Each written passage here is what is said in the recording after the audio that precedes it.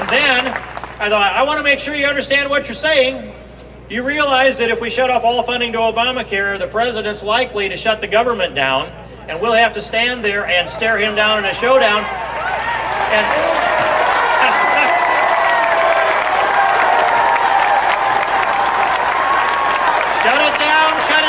shut it down until Obamacare goes down.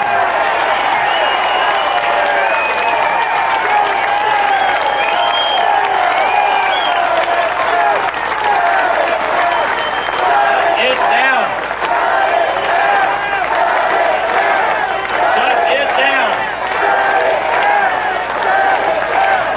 Shut it down. And you know,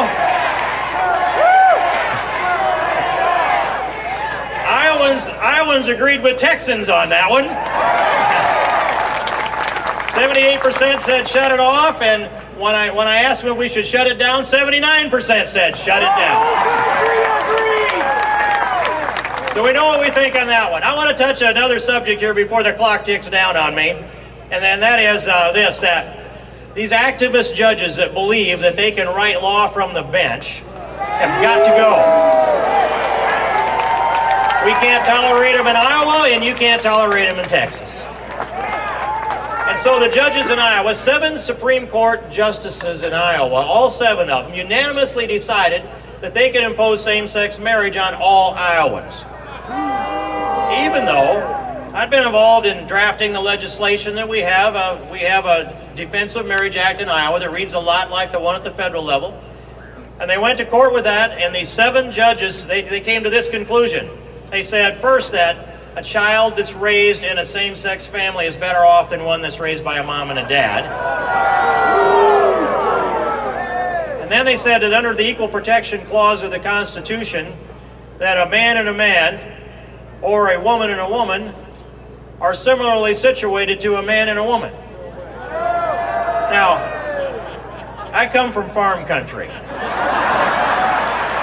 We don't buy that. We do know the difference. And so I thought, I could send all the legal scholars we need up to talk to those 7 justices and explain to them the difference between a man and a woman, but I think I'll just send Joe the plumber instead.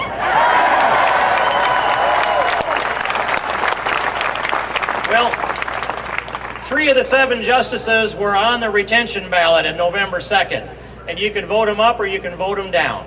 And in the history of the state of Iowa, a Supreme Court justice has never been pulled off of the bench. But those 3 justices, Chief Justice Turnus and Justice Black and Strite, the polling showed that they were up by 1% getting down to the end. One of your congressmen, Louis Gohmert, bought his own ticket to come up and spend a day on the judge bus tour to explain that he left the bench to run for Congress to legislate, just like the rest of your Texas judges have done that I have the privilege to serve with. I went on the judge bus tour for 4 days. It was Family Research Council and National Organization of Marriage behind that. We had a group of about 40 to 60 really, really angry, profane people that called themselves gay. And they stopped at every stop screaming and yelling and protesting, and I got off of 4 days of that, and I went to the radio station and I taped a commercial, and I took money out of our campaign and our PAC, and I said, buy every radio station in the state of Iowa. And we ran those commercials the last 2.5 weeks, and it ended up this way. 54% of Iowans threw all 3 Supreme Court justices off.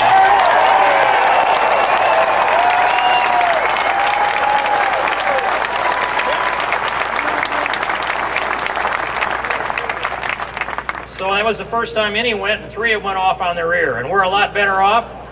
Now we can get closer to the idea that this Constitution means what it says, and it means what it was understood to mean at the time of ratification, and nothing else.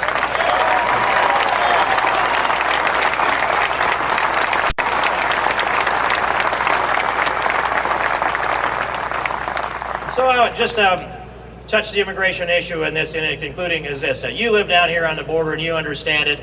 I have done my best to live it and understand it, and I've sat on the Immigration Committee now into my 9th year.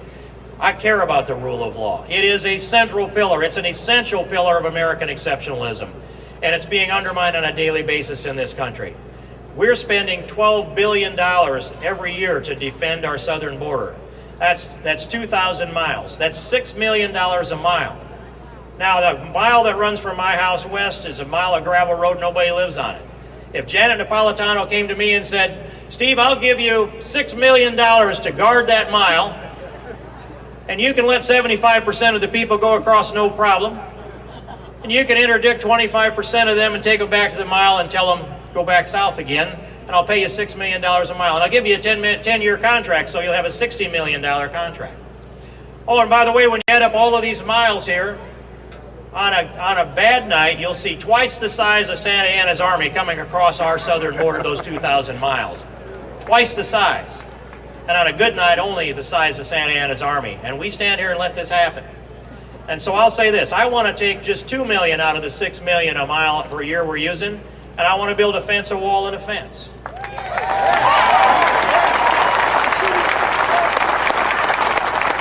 We don't have to build 2,000 miles of it right away. We just build it till they stop going around the end. That's common sense. Then I have this other plan about those people that say they want to provide amnesty. They're usually the liberals, you know. And so they love this country this much that they want to open the borders up for everybody, and they don't think that citizenship is precious.